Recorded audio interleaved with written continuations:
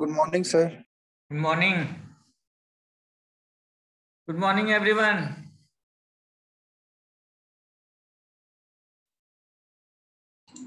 Yes, sir. Good morning.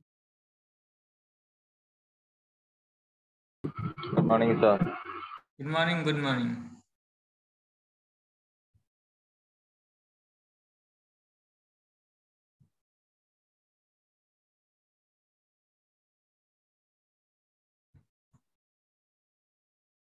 Okay so ये last problem है vapour power cycle का and theory का भी ये लास्ट प्रॉब्लम है। नेक्स्ट क्लास से हम लोग न्यू चैप्टर डिस्कस करेंगे। सो इस प्रॉब्लम को अगेन हम लोग रिपीट करते हैं। प्रीवियस क्लास में जस्ट हिंट देके मैंने छोड़ा था। सो ए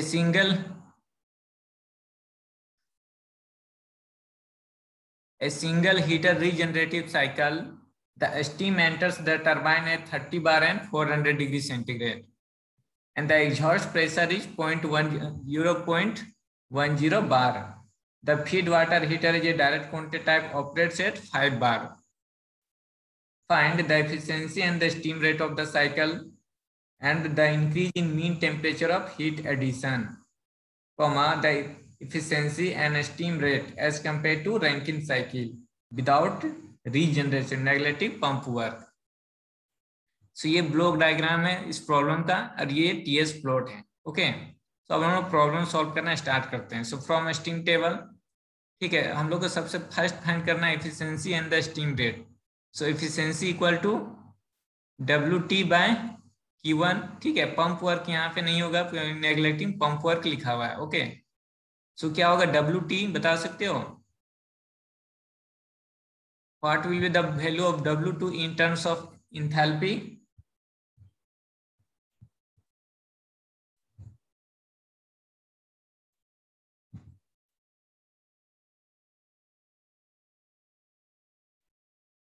WT.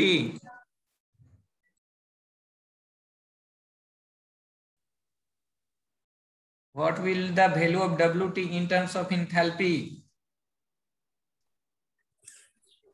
Sir, 1 into H1 minus H2 plus 1 minus M H2 minus H3.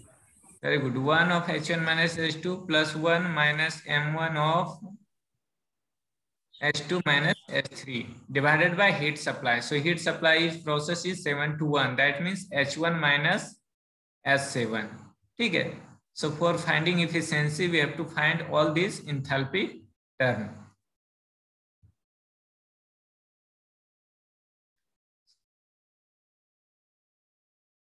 So let us first start this H1. Okay. So how to calculate this H1? So in problem mention the problem steam the turbine enters the turbine at 30 bar and 400 degrees centigrade. So we move towards superheated steam table 30 bar and 400 degrees centigrade, and the value of H gives the value of H1. So value of H1 is mentioned here 3230.9 kilojoule per kg. यहाँ से हम लोग again S1 का value लिख देते हैं। S1 का value है 6.921 किलोजूल पर kg. Now 1 to 3 the reversible adiabatic process. So S1 equal to S2 equal to S3. So that means entropy is constant. Isentropic process, that means entropy will be remains constant. So again here 5 bar is given. Okay. The feed water heater is direct contact which operates at 5 bar. ठीक, कहने का मतलब यहाँ पे हम लोग steam को extract करें कितने प्रेशर पे? 5 बार. सो एट 5 बार पे हम लोग कंडीशन देखेंगे। देखो जब एक बार हम लोग यहाँ से स्टार्ट कर दिए ना, अब मेरे कंडीशन है 2 पॉइंट कहाँ पे होगा? ठीक है, इट लाई ड्राई सैचुरेटेड और सुपर हीटेड कहाँ पे होगा, तो वो कैसे फाइंड करेंगे? सो 5 बार पे हम लोग एस का वैल्यू देखते हैं। Okay, so when we see the value of 5 bar, so value of 5 bar SF equal to 1.8604. Okay, SG का वैल्यू है 6.8192 एंड HF का वैल्यू है 640.21. Now so S1 equal to S2 S3 S3 है। Now यहाँ पे देखो SG S2 का value, ठीक है, कहने का मतलब S2 का वैल्यू हम लोग देख रहे हैं S2 is greater than SG. S2 is greater than SG ने 6.91 greater than SG this 6.81. इससे क्या कंक्लूजन निकल रहा है कि ये 2 पॉइंट जो है वो सुपरहीटेड रीजन में लाई करेगा। अगेन मैं रिपीट कर रहा हूं, S2 is greater than SG. How S2? This S2 S1 S2 this S2 is 6.91, SG is 6.81. That means is 2 point lie in the superheated region. Okay, so H1 हम लोग find कर चुके हैं from the steam table this ना। Next we have to find the value of H2. So H2 again हम लोग find करेंगे, कहां से फाइंड करेंगे? स्टीम टेबल और मोलियर डायग्राम का हम लोग हेल्प ले सकते हैं। ओके, फ्रॉम मोलियर डायग्राम से इजीली निकल जाएगा स्टीम। ठीक है, मोलियर डायग्राम में 5 बार दिया हुआ है एंड 4। सो मोलियर डायग्राम से हम लोग वैल्यू देख लेंगे।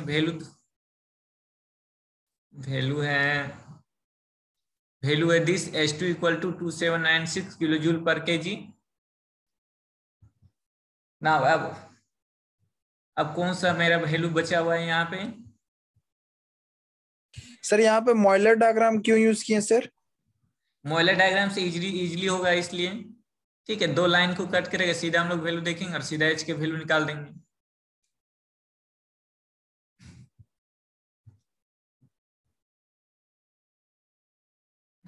नेक्स्ट, सो H1 H2 ने नेक्स्ट हमको फाइंड करना है क्या? इस H3 का वैल्यू। ओके, सो H3 फाइंड करने से पहले सबसे पहले मेरे को यहाँ पे क्या करना, फाइंड करा डायनेस फ्रैक्शन फाइंड करना पड़ेगा। ओके, सो डायनेस फ्रैक्शन फाइंड करना है यहाँ पे सबसे पहले, दैट मीन्स X3 फाइंड करना है।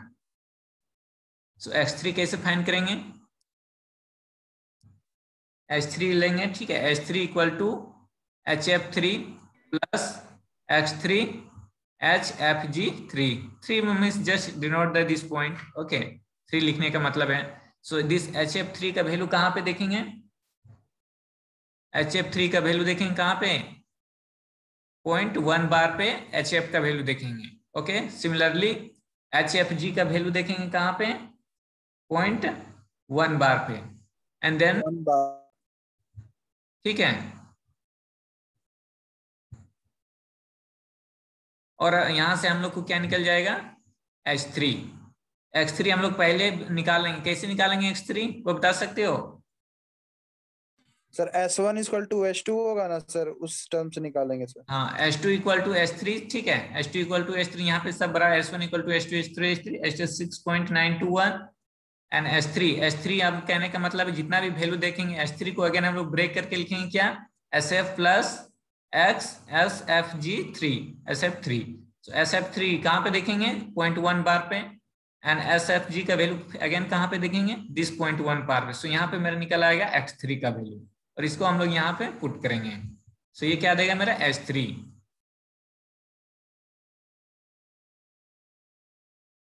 सो H1 मेरे को निकाल लिए, ठीक है, H2 निकाल लिए, H3 निकाल लिए। ओके, अब इफिशिएंसी के लिए क्या बच रहा है? इफिशिएंसी के लिए और कोई टर्म बच रहा है क्या?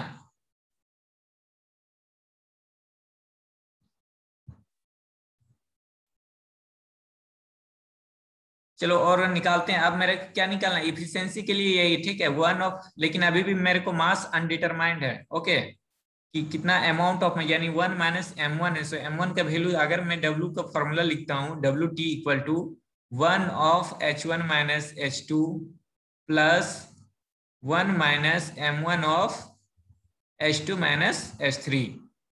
Okay, so H1 H2 find हो चुका है ये सब। नाउ दिस M का वैल्यू अभी भी, M1 का वैल्यू अभी भी अनडिटरमाइंड है for finding work done for turbines के लिए। तो चलो थोड़ा और आगे बढ़ते हैं। नाउ सिंस पंप वर्क यहाँ पे क्या है, और Q1 का भी वैल्यू अभी तक हम लोग को मिला नहीं है। Q1 मीन्स क्या? H1 माइनस Q1 का वैल्यू क्या होगा? H1 minus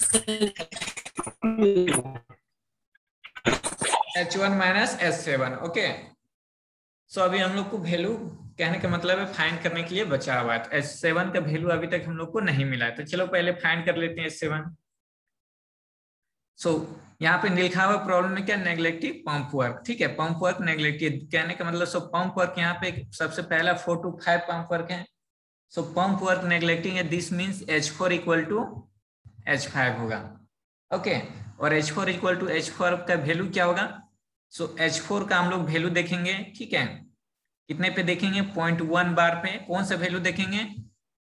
0.1 बार कहने का मतलब है हम लोग pressure saturated pressure based steam table move करेंगे और वहां पे प्रेशर में देंगे 0.1 बार, और 0.1 बार पे जो HF का वैल्यू होगा वही मेरा H4 का वैल्यू होगा, और H4 इक्वल टू H5 है क्योंकि यहाँ पंप वर्क नेग्लिजिबल है। तो इसका वैल्यू मैं डायरेक्टली लिख दे रहा हूँ, आएगा प्रॉब्लम में लिखा, आंसर में लिखा हुआ है 191.8 kilo joule per kilogram. Okay, similarly again 6 to 7 is the again pump work है। सो पंप वर्क यहाँ पे क्या है, नेग्लिजिबल है, that means S7 equal to S6। Now again S6 का वैल्यू अगर मेरे को मिल जाता है that means S7। So S6 का वैल्यू हम लोग कहाँ से देखेंगे? Again saturated based steam table move करेंगे और प्रेशर बेस्ड 5 बार पे जाएंगे, एंड HF का जो वैल्यू होगा वही मेरा, दैट मीन्स HF एट 5 बार, और ये मेरा देगा S6 एंड फाइनली मिलेगा S7। सो अब मेरे को S7 भी मिल गया है। ओके, अब मेरे को क्या बचा? मास निकालना है। ठीक है, एनर्जी बैलेंस। तो energy balance from the heater, कैसे energy balance from the heater करते हैं बताओ? यहाँ पे एनर्जी बैलेंस कैसे करेंगे बताओ, कोई देख के? और हीटर MH2 minus H6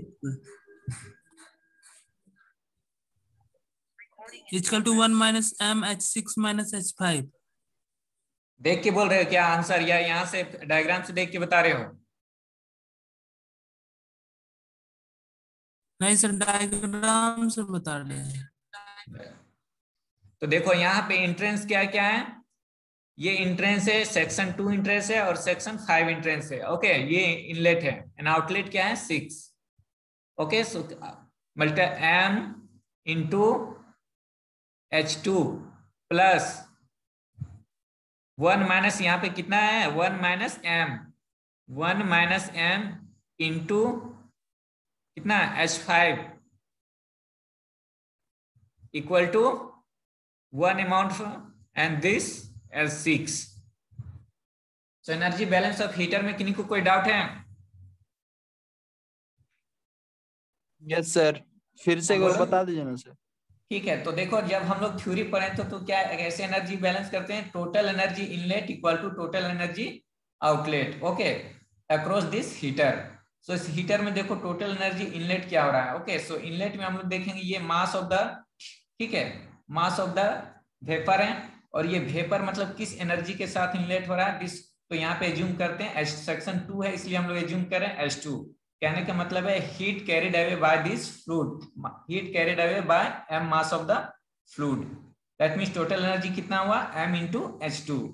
ये हो गया फॉर यहाँ पे इनलेट के लिए। अगेन यहाँ पे इनलेट अगेन हो रहा है सेक्शन 5 के लिए, बट यहाँ पे क्वांटिटी क्या है 1 माइनस M, एंड सेक्शन 5 है इसलिए हम लोग जस्ट यहाँ पे 5 दे रहे हैं। ओके, तो ये टोटल एनर्जी आपका इनलेट हो गया अक्रॉस दिस हीटर, और ये आपका क्या है आउटलेट।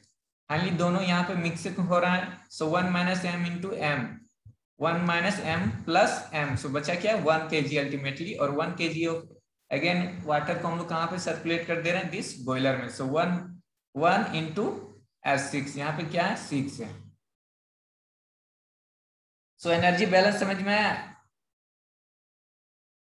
यस सर, आ गया। ओके, तो एनर्जी बैलेंस आ गया, तो हम लोग को यहाँ पे क्या फाइंड करना है? हम लोग को फाइंड करना है M का वैल्यू फाइंड करना है। ओके, दिस M का वैल्यू हम लोग को यहाँ पे फाइंड करना है। तो हम लोग सब H2 का वैल्यू, H5 का वैल्यू एंड H6 का वैल्यू इस इक्वेशन में पुट करेंगे। ठीक है, तो अल्टीमेटली मेरे को M का वैल्यू निकल आएगा। ठीक है। H2 जितना सब लोग ऑलरेडी हम लोग सारे वैल्यू हम लोग पहले से डिटरमाइन कर चुके हैं, H2 H5 and H6। Just यहाँ पे हम लोग पुट करेंगे तो ये क्या देगा मेरा दिस M का वैल्यू देगा। सो मैं डायरेक्टली लिख दे रहा हूँ M का वैल्यू आएगा 0.172 किलोग्राम। ओके, सॉल्व किया हुआ है, जस्ट हम लोग यहाँ पे समझ रहे हैं कि कैसे हम लोग फाइंड करेंगे। सो अभी तक किन्हीं को कोई डाउट है? एनर्जी बैलेंस जितना भी टर्म्स हम लोग फाइंड किए, अगर किन्हीं को कोई डाउट है तो पूछ सकते हो, और नहीं डाउट है तो चलो हम लोग आगे बढ़ते हैं। ठीक है, सो यहाँ से अब हम लोग सारा टर्म फाइंड कर चुके हैं जितना हम लोग को फाइंड करना था। ओके, तो अब हम लोग चलते हैं जो हम लोग जो फाइंड करना है प्रॉब्लम में। सो प्रॉब्लम में हम लोग को फाइंड करना है एफिशिएंसी। सो WT में सारा टर्म फाइंड हो गया। ठीक है, आते हैं हम लोग सीधा। So efficiency WT equal to block diagram से मैच करोगे H1 minus H2 plus 1 minus M of H2 minus H3। ठीक है, इसमें से सारा वैल्यू हम लोगों ने ऑलरेडी डिटरमाइन कर चुका है।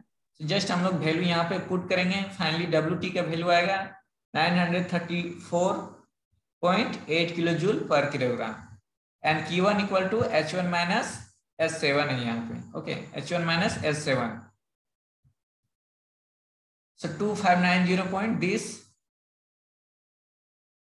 सो एफिशिएंसी इक्वल टू 36.08%। ना एक यहाँ पे टर्म है स्टीम रेट। ठीक है, स्टीम रेट प्रीवियस नोट में दिया हुआ है, ये क्या है 1 kg for power required 1 kilowatt power required for पर kg ऑफ स्टीम। ओके, इसको हम लोग कैलकुलेट कैसे करते हैं 3600 divided by net work done WT। अब यह कि मीन टेम्परेचर विथ रीजनरेशन और मीन टेम्परेचर विदाउट रीजनरेशन, ये समझने वाला टर्म है। Okay, mean temperature with regeneration and mean temperature without regeneration.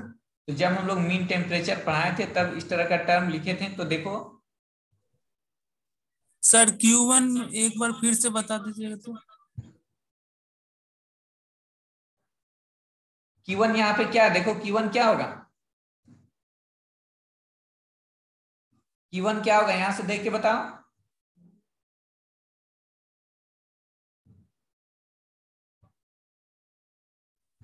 बताओ विकास। H1 minus H6 H1 minus S6, H1 minus S6 और H1 minus S7। Yes sir. ठीक है, दोनों का वैल्यू सेम है इसलिए कुछ भी लिख सकते हैं क्योंकि यहाँ पे पंप वर्क नेग्लिजिबल है। ओके, 6 to 7 में पंप वर्क, अभी मैंने क्या फाइंड किया, यही सब तो फाइंड किए। 6 to 7 में पंप वर्क नेग्लिजिबल है, that means S6 equal to S7। अगर यहाँ पे मैं H1 माइनस S6 भी लिख दूंगा तभी वैल्यू वही आएगा, बिकॉज क्या है ये दोनों सेम है क्योंकि यहाँ पे पंप वर्क नेग्लेक्ट दिया हुआ है। ओके ना, तो हम लोग क्या देख रहे हैं, मीन टेम्परेचर विथ रीजनरेशन और mean temperature without regeneration. Okay, अगर मैं रीजनरेशन साइकिल यूज नहीं करता, अगेन मैं ध्यान से सुनो, अगर मैं रीजनरेशन साइकिल यूज नहीं करता तब मेरा साइकिल क्या होता 1, ठीक है, 1 के बाद सीधा यहाँ आ जाता, 1 के बाद 3 4, ठीक है, और 4 के बाद सीधा मेरा 1 होता। क्लियर है? अगर मैं सिंपल रैंकिंग साइकिल यूज करता, कहने का मतलब है विदाउट रीजनरेशन,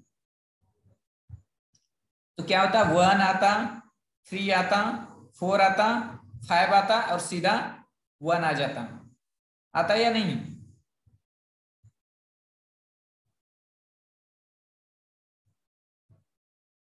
क्लियर है मैं क्या बोल रहा हूं?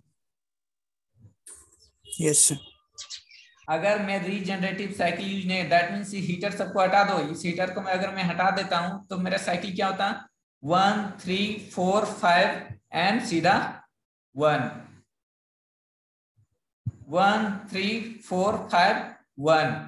ओके, तब मेरा हीट एडिशन प्रोसेस क्या होता 5 to 1 होता। ओके, दैट मीन्स TM, ठीक है, कहने का मतलब है mean temperature without regeneration. Okay, without होता, विदाउट का मैं बात कर रहा हूं, क्या लिखेंगे H1 minus H5 divided by S1 minus S5। Okay, H equal to क्या लिखते हैं, TDS। So mean temperature of heat addition without regeneration क्या होगा, H1 minus H5 divided by S1 minus S5। ठीक है, सारा का वैल्यू हम लोग ऑलरेडी पहले फाइंड कर चुके हैं, जस्ट आपको वैल्यू यहाँ पे पुट करना है। ये क्या आएगा 211, डायरेक्टली मैं आंसर लिख रहा हूँ 0.5 डिग्री सेंटीग्रेड। ना मीन टेम्परेचर विथ रीजनरेशन, अब जब मैं रीजनरेशन साइकिल यूज कर रहा हूँ, ओके, देन मेरा साइकिल अब क्या क्या हो गया 1 3 4 5 6 7 1। ओके, इतना हो गया। दैट मीन्स अब मीन टेम्परेचर विथ रीजनरेशन क्या क्या होगा, H1 minus S7 divided by S1 minus S7। ठीक है, क्लियर है ये बात। उसके बाद सारे का वैल्यू हम लोग यहाँ पे पुट करेंगे। ये आएगा आप लोग सॉल्व करने के बाद 238.9 डिग्री सेंटीग्रेड। सो ये हम लोग को increase in mean temperature of heat addition. तो कितना increase in mean temperature of heat addition हुआ, दोनों का difference, increase in mean temperature. So ये है with regeneration 238.9 minus without regeneration में आएगा 211.5, so 27.4 degree centigrade. So mean temperature of heat addition कितना इंक्रीज किया, 27.4 डिग्री सेंटीग्रेड। कब, जब मैं रीजनरेटिव साइकिल यूज कर रहा हूं तब। सो क्लियर है ये बात।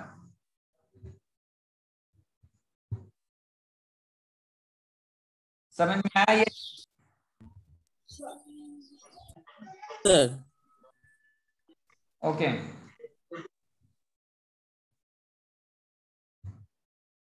ओके, एक चीज बताओ, WT विदाउट रीजनरेटिव क्या होता, ठीक है, WT विदाउट रीजनरेटिव क्या होगा,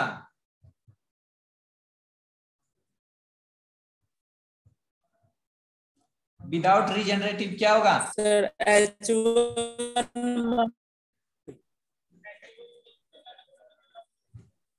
ठीक है, without H1 minus H3 by H1 minus H2। So WT without regenerative अगर मैं बात करूं तो सीधा मेरा हो गया 1 to 3 तक। कहने का मतलब यहाँ पे कोई भी मैं स्टीम ब्लेडिंग नहीं कर रहा हूँ। ओके, दैट मीन्स ये हीटर वगैरह का मैं यहाँ पे यूज नहीं कर रहा हूँ। That means only work done क्या होगा 1 to 3, that means H1 minus H3। ठीक है, सबका वैल्यू निकाल देंगे। And therefore efficiency without regeneration, ठीक है, विदाउट रीजनरेशन में क्या होगा WT, दिस हो गया WT यानी H1 माइनस H3, और Q तो सेम रहेगा, और Q का वैल्यू क्या रहेगा, अगर मैं विदाउट रीजनरेशन यूज करता हूं देन मेरा Q का वैल्यू क्या होगा Q1, विदाउट रीजनरेशन में क्या होगा H1 minus H7, H1 minus H4। ठीक है, क्योंकि ये उठ जाएगा 1 3 4 5 1 साइकिल होगा। ओके, तो हीट एडिशन प्रोसेस कौन सा होगा H1 माइनस, या देखो 1 3 4, ठीक है, एंड 1 4 to 5, ठीक है, देखो 1 3 4 5 1 होगा, ठीक है, बट H5 एंड H4 का वैल्यू क्या होगा, सेम है, क्योंकि यहाँ पे पंप वर्क नेग्लेक्टेबल ने दिया, इसीलिए हम लोग यहाँ पे वैल्यू लिख रहे हैं H1 minus H4। Okay, confuse नहीं करना है कि सर H4 कैसे हो गया, H1 माइनस H5 होना चाहिए। ठीक है, क्योंकि हीट एडिशन प्रोसेस क्या होता है 5 to 1 होता, यहाँ पे भी देखो 5 to क्या होता है 1 होता, बट यहाँ पे प्रॉब्लम में मेंशन है neglecting pump work, that means H5 and H4 का वैल्यू क्या होगा, सेम होगा, इसलिए हम लोग यहाँ पे क्या लिखें H1 माइनस H4, और जस्ट हम लोग वैल्यू पुट करेंगे यहाँ पे, ये एफिशिएंसी ऑलमोस्ट आएगा 34.18%। ठीक है, तो अगर इस प्रॉब्लम को अच्छा से एक बार रिवीजन कर लोगे तो रीजनरेटिव साइकिल का सारा प्रॉब्लम बन जाएगा। ठीक है, विथ रीजनरेशन विदाउट रीजनरेशन क्या होता है, एफिशिएंसी इजीली से सॉल्व हो जाएगा। तो ये था वेपर पावर साइकिल का last theory and last problem. ठीक है, एक बार मैं सिलेबस फिर से आप लोग को दिखा देता हूँ। नेक्स्ट क्लास हम लोग गैस पावर साइकिल स्टडी करेंगे।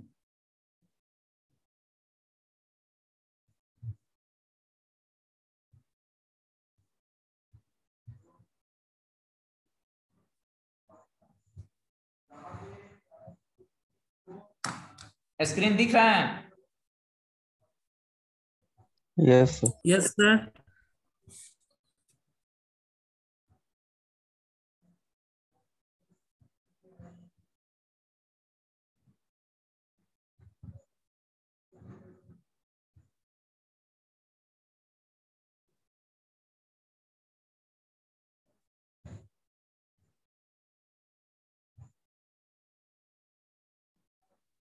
Okay, so reheat regenerative cycle हम लोग पढ़ चुके हैं। ठीक है, रैंकिन साइकिल में अब हम लोग को पढ़ना है गैस पावर साइकिल। तो गैस पावर साइकिल में मेरे को लग रहा है कि एयर स्टैंडर्ड साइकिल में ऑटो डीजल डुएल हम लोग ऑलरेडी प्रीवियस सेम में पढ़े हैं या नहीं?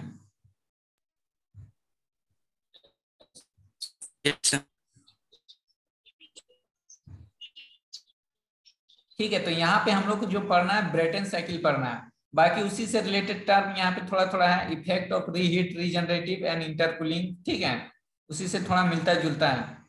तो कहने के मतलब एयर स्टैंडर्ड में auto diesel and dual cycle हम लोग प्रीवियस सेम में पढ़ चुके हैं, तो हम लोग थोड़ा उसको बाद में पढ़ने का कोशिश करेंगे। सो कल हम लोग क्या स्टार्ट करेंगे? न्यू चैप्टर में स्टार्ट करेंगे ये कंप्रेसर। ठीक है, रेसिप्रोकेटिंग कंप्रेसर। उसके बाद हम लोग ब्रेटन साइकिल में मूव करेंगे।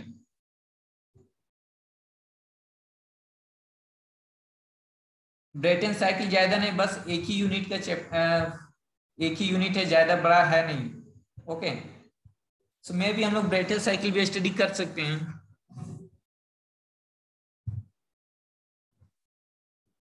सो नेक्स्ट क्लास से हम लोग न्यू चैप्टर स्टार्ट करेंगे। आप लोग इस चैप्टर का रिवीजन करोगे। रिवीजन करने का मतलब है न्यूमेरिकल सॉल्व करना। ठीक है, रैंकिन साइकिल से रिलेटेड, सिंपल रैंकिन साइकिल से रिलेटेड न्यूमेरिकल, रीहीट से एंड रीजनरेटिव साइकिल का।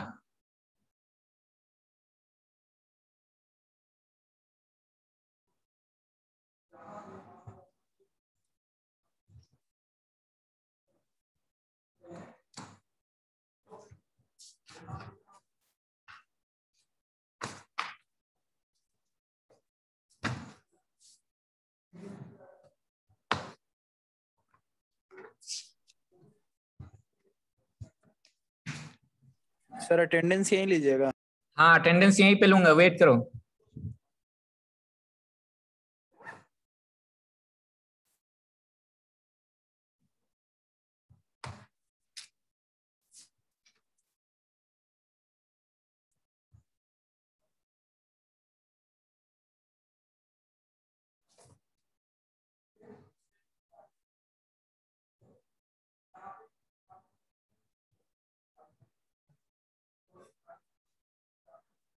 Okay, roll number 1 Ankit Richard लकड़ा।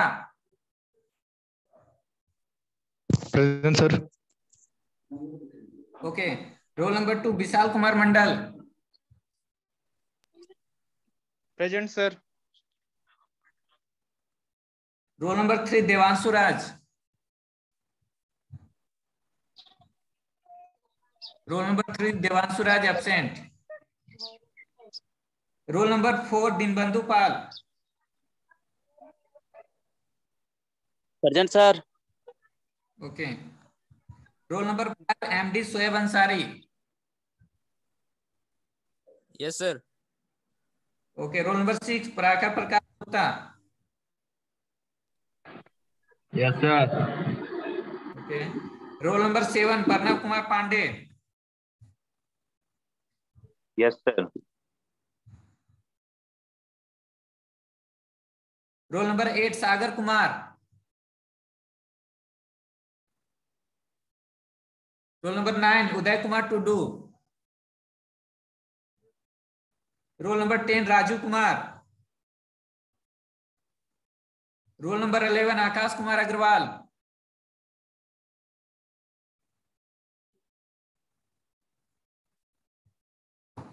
Role number 11 Akash Kumar Agarwal. Akash Kumar Agarwal.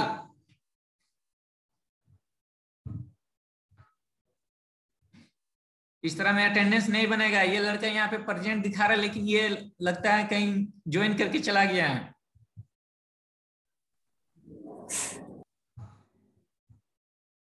Akash Kumar Agarwal. Sir वो कट गया होगा, नहीं, मेरा भी अभी कट गया था। यहाँ पे प्रेजेंट दिखा रहा है आकाश कुमार अग्रवाल। उसका आवाज कट गया होगा sir. Okay 12 Amarjeet Shah.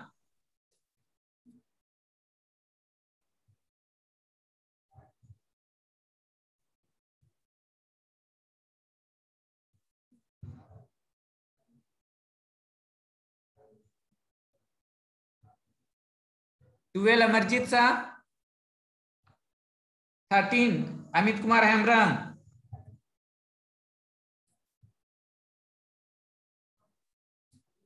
14 Aniket Raj Singh.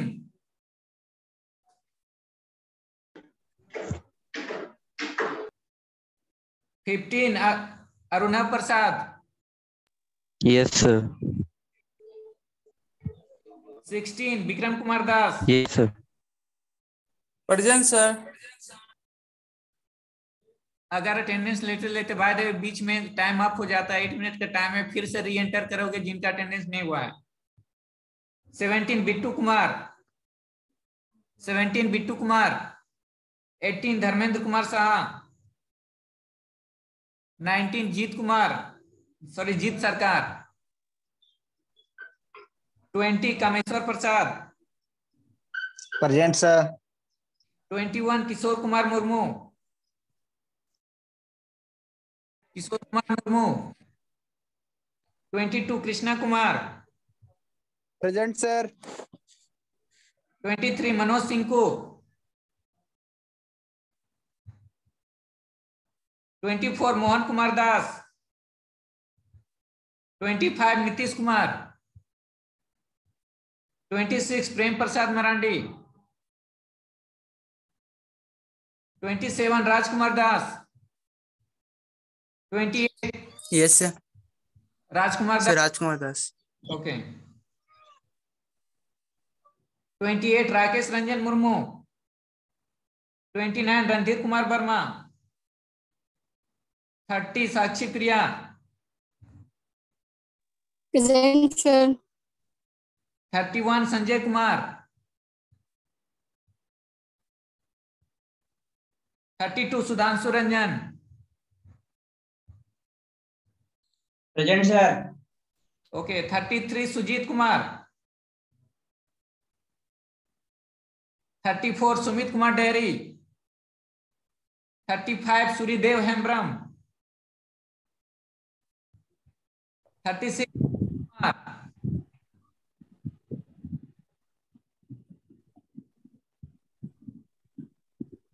Vicky Kumar. Yes sir. Okay 37 Vikas दास।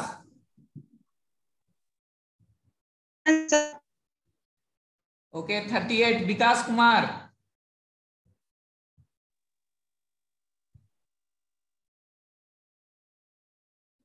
विकास कुमार।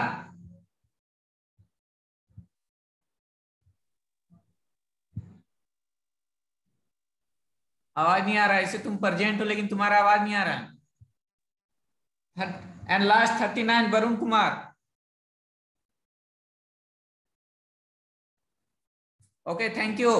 नेक्स्ट क्लास हम लोग। सर ये क्लास रोल नंबर था क्या सर? हाँ क्लास रोल नंबर है ये। सर क्लास रोल नंबर तो 34 है मेरा सर, 32 में पुकारे आप। क्या नाम है बताओ? सुधांशु रंजन। सुधांशु रंजन 32 है तुम्हारा। सर एक लिस्ट आया था उसमें 34 था इसलिए बोल रहे सर, उसमें देखे थे 34 है। नहीं नहीं वो रजिस्ट्रेशन ये होगा, समझ गए। 32 है तुम्हारा क्लास रोल नंबर। ठीक, अब से 32 ही लिखेंगे। Okay thank you. Thank you sir. Thank you sir.